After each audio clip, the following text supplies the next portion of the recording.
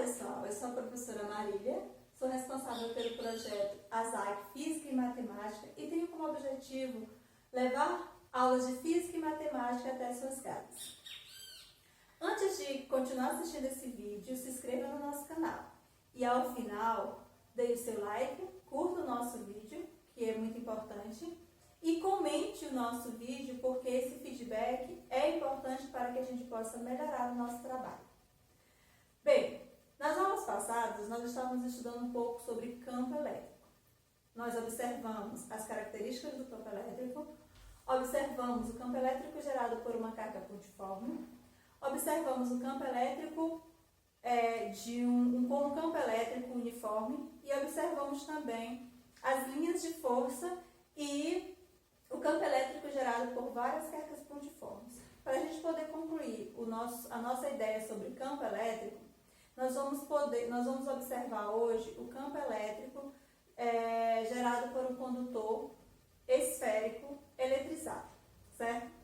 Mas para que a gente possa compreender melhor esta ideia, é importante nós termos em mente dois conceitos: o que é um condutor e qual é o comportamento desse condutor quando ele está eletrizado. O que é um corpo condutor?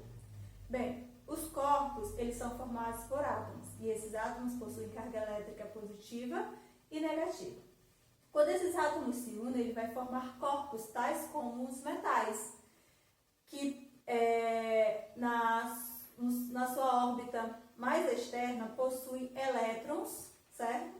E esses elétrons eles não estão tão ligados ao núcleo do átomo, no qual ele é constituído, certo? Por ele não estar tão ligado, ele não sofre tanta influência do núcleo do átomo, podendo assim se movimentar livremente no material. Esses elétrons que têm essa liberdade de movimento, nós chamamos de elétrons livres, ok? Os elétrons livres, corpos que possuem esses elétrons livres, permitem que a carga elétrica se movimente no seu interior. A esses corpos nós chamamos de condutores. Então, de forma bem resumida, o que é um corpo condutor? Nada mais é do que corpos que possuem elétrons livres e por possuir esses elétrons livres, a carga elétrica vai se deslocar por ele sem que haja tanta resistência. Isso é um corpo condutor. E nós podemos observar os metais como excelentes corpos condutores de eletricidade. Agora que nós definimos o que é um corpo condutor, vamos entender o comportamento dele quando está eletrizado. Para isso, nós vamos observar duas situações, que eu destaquei aqui do nosso quadro. Então, nós vamos observar o comportamento de um condutor eletrizado. Duas situações. Primeira situação, vamos imaginar que vamos pegar um corpo condutor, de qualquer formato, seu corpo, certo? Tendo qualquer forma, e esse corpo inicialmente está neutro, possui a mesma quantidade de carga positiva e negativa. E este corpo nós vamos atritá-lo, a fim de que ele adquira a carga elétrica negativa, certo? Vamos atritá-lo em uma determinada região, como foi destacado aqui, ó. Essa região aqui atritada vai adquirir carga elétrica negativa. O que vai acontecer? Esse excesso de cargas negativas aqui, uma vai interagir sobre a outra, gerando uma força de repulsão, e elas também vão interagir com os elétrons livres, fazendo com que eles comecem a se movimentar. E essas cargas se movimentando, elas vão se movimentar e se distribuir por toda a superfície do condutor, como nós podemos observar aqui, certo? Esse movimento, ele vai existir até que essas cargas elas encontrem uma posição de equilíbrio. Nessa posição de equilíbrio, essas cargas estarão distantes o suficiente uma da outra, a tal ponto que o campo elétrico resultante entre elas seja nulo. Neste momento, as cargas vão parar de se movimentar e vão ficar em repouso. Ou seja, no momento que isso acontece, nós dizemos que esse corpo ele está em equilíbrio eletrostático. Ou seja, nós temos um corpo condutor em equilíbrio eletrostático. O que é o equilíbrio eletrostático? É o estado é o momento em que as cargas estão distribuídas a tal ponto em que o campo elétrico seja nulo e não ocorra mais movimentação, fazendo com que essas cargas fiquem em repouso, certo? Lembrando, essas cargas vão se distribuir por toda a superfície do condutor, em todo ele, em toda a superfície vai haver essa distribuição, elas vão se distanciar devido à força de repulsão, certo?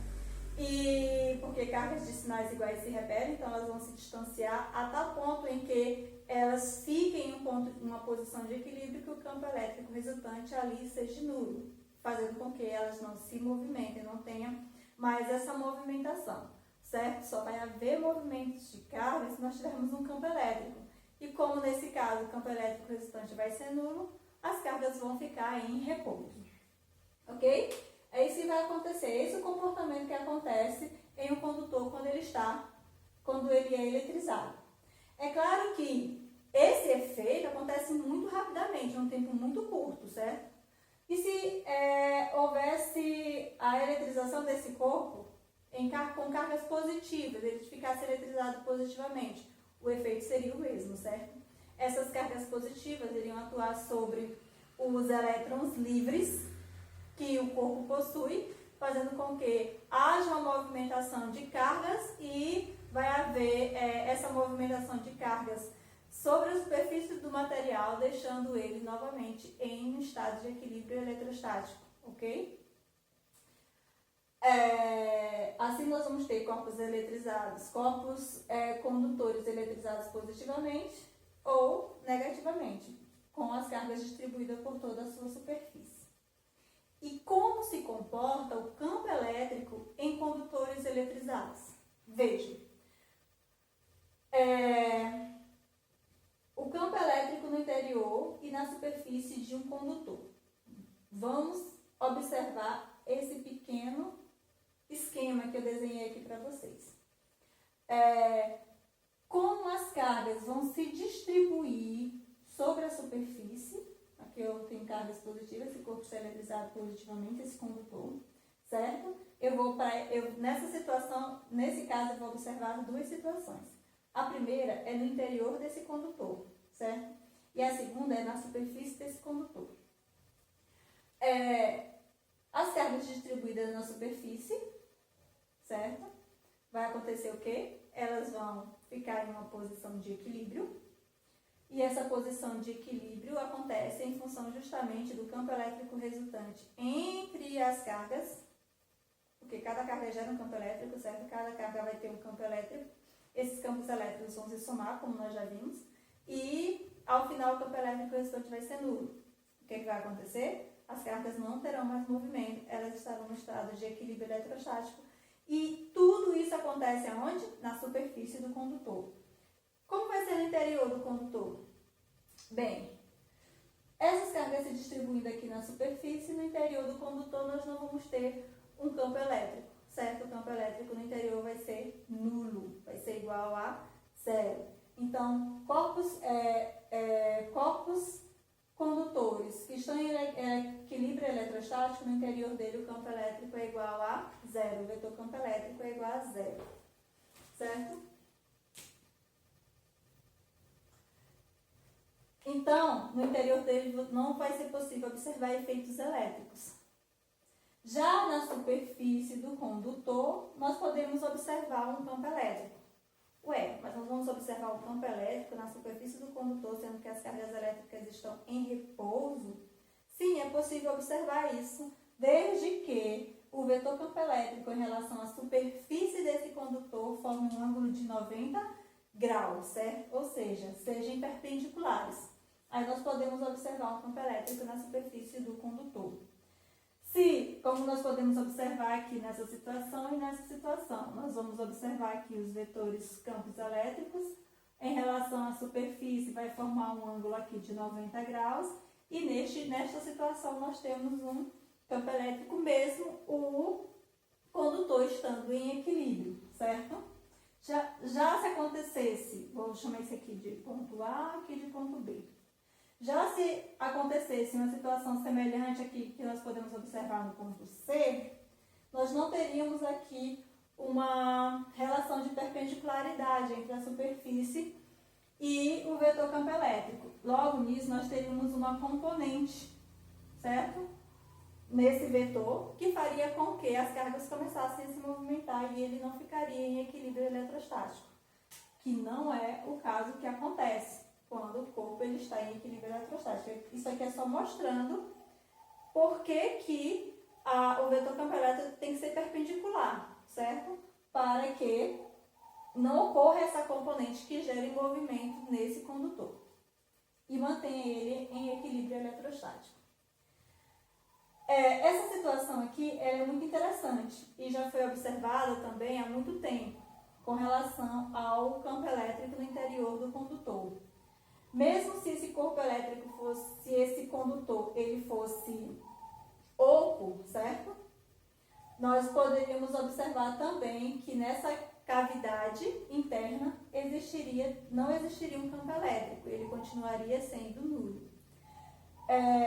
Em situações desse tipo, nós podemos dizer que se eu pegasse qualquer corpo e colocasse dentro desse condutor que está em equilíbrio eletrostático, no interior dele não seria possível perceber nenhum efeito elétrico. E eu poderia dizer que eu poderia proteger esse corpo aqui dentro, certo? De efeitos elétricos, fazendo com que em torno dele gerasse essa blindagem. Então ele estaria blindado em função justamente desse efeito gerado pelo condutor eletrizado. Essa situação nós dizemos que o corpo ele está sob o efeito de uma blindagem eletrostática, certo? Em muitas situações do nosso dia a dia nós podemos observar isso. Nas antigas televisões, certo? Nós poderíamos observar alguns equipamentos que estão envolvidos por um dispositivo metálico, uma estrutura metálica, evitando com que no interior dessa estrutura metálica promovesse efeitos elétricos e causasse a queima ou um problema nessas peças neste material, certo? Fios coaxiais também você pode observar isso. Você pode observar que eles são protegidos por uma capa metálica formada por pequenos fios, evitando que efeitos elétricos externos possam provocar efeitos elétricos no interior deste fio, certo? Isso é o que a gente chama de blindagem eletrostática. Que nada mais é do que a proteção de materiais, certo? Evitando com que eles sofram efeitos elétricos justamente em função de eles estarem envolvidos por uma estrutura metálica por um condutor metálico quando sofre efeito de eletrização. Bem, agora nós vamos passar a observar o campo elétrico criado por um condutor esférico eletrizado. Agora, o nosso condutor ele tem uma forma específica, que é uma esfera, certo? E observar casos desse tipo em condutores esféricos é muito importante porque as esferas elas têm certas particularidades com relação a outros materiais, a corpos que têm outros formatos. Um corpo esférico, ele qual é a palavra? Ele tem uma simetria em sua regularização, em sua regularidade, ou seja, ele é todo simétrico, ok? Já outros corpos não, ele não tem tanta simetria. E essa simetria promove em corpos esféricos uma distribuição homogênea das cargas, ok? Se eu fosse observar um condutor eletrizado com um outro formato, como um cubo ou como um cilindro, eu poderia observar neles arestas. E essas arestas poderiam provocar um acúmulo de cargas nessas regiões, não deixando as cargas homogeneamente distribuídas. Certo? Então, nos condutores esféricos, que é o que nós vamos estudar agora, vamos estudar ele em particular justamente por conta da sua simetria e da homogeneidade da distribuição de cargas na sua superfície. Mas esses efeitos que nós estudamos, como eu já falei para vocês, acontecem em qualquer corpo, com qualquer formato, desde que ele seja um condutor, certo? Bem, quando eu estudar o campo elétrico em um condutor esférico, vamos sempre poder observar em algumas situações que as cargas que estão em excesso estariam acumuladas no centro, ou seja, concentradas no centro dessa esfera. E aí eu posso observar o comportamento desse condutor esférico como se fosse uma carga pontiforme, ok? Então, como é que seria o campo elétrico no interior de um condutor esférico? Igual aos outros. O campo elétrico no interior vai ser nulo, lembrando que as cargas vão estar distribuídas na superfície, certo? Nessa superfície aqui. E como seria o campo elétrico num ponto externo à esfera? Então, eu tenho aqui uma esfera, ok? Como eu já falei para vocês, nessa situação a gente pode analisar que todas as cargas em excesso que deixam este corpo eletrizado estão concentradas no centro da esfera, certo? E eu posso interpretá-la como uma carga pontiforme. Então, se eu quero analisar o vetor campo elétrico do ponto P, certo? Eu vou imaginar que isso aqui se comporta como uma carga pontiforme. Logo, o campo elétrico no ponto P vai ser o quê? Vai ser calculado do jeito que nós calculamos, como se fosse uma carga pontiforme. Observo o meio no qual ele está localizado e multiplico pela carga geradora do campo dividido pela distância ao quadrado. Essa distância ao quadrado é levada em consideração o centro, certo, da esfera até o ponto que eu estou analisando, não a superfície, sim o centro. Então, eu tenho que levar em consideração o raio dessa esfera e a distância da esfera até o ponto, para eu ter a distância total. Então, a distância que eu levo em consideração é esta aqui. Por quê? Porque, como eu falei para vocês, nesse estudo aqui, eu suponho que todas as cargas estão localizadas no centro da esfera, que vai se comportar como uma carga pontiforme. Então, a distância vai ser da carga até o ponto. Não foi isso que a gente observou lá no campo elétrico? Então, é essa distância. E aí eu observo aqui o ponto P e faço o cálculo da sua intensidade através desta formulazinha que nós já vimos. O campo elétrico externo a uma esfera condutora eletrizada vai ser igual à constante eletrostática do meio vezes a carga que gera este campo em módulo dividido pela distância ao quadrado. E a unidade é a mesma, Newton por Coulomb, viu, pessoal? Não é porque eu estou mudando a forma de como eu estou interpretando esse campo elétrico, que agora é no condutor esférico eletrizado, que a unidade de medida de campo vai sofrer alteração. Continua sendo a mesma grandeza física, então a unidade no sistema internacional é a mesma, que é Newton por Coulomb, ok? Então, curta o nosso vídeo e assista a próxima aula.